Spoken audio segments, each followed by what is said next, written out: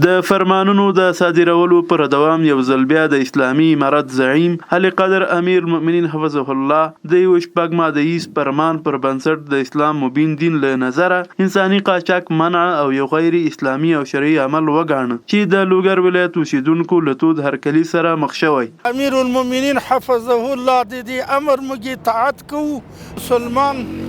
حر الاصل ده، د حر باندې پیسې اخیستل او یا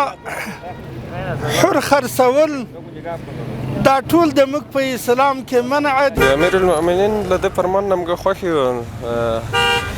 ځکه که چیرې د قاچاقبرانو مخه ونیول سي او په خپل هیواد کې مثلا کوم کسان چې کار وکړي ان به هیواد پرمختګ وکړي او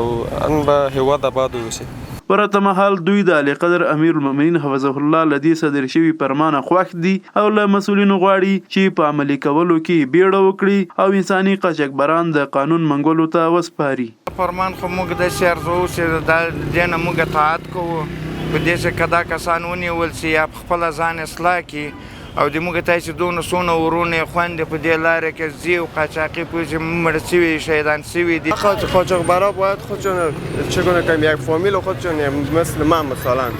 یک بچهشون گم شد چه احساس میگن ما شما هم کلی مردم محمد گم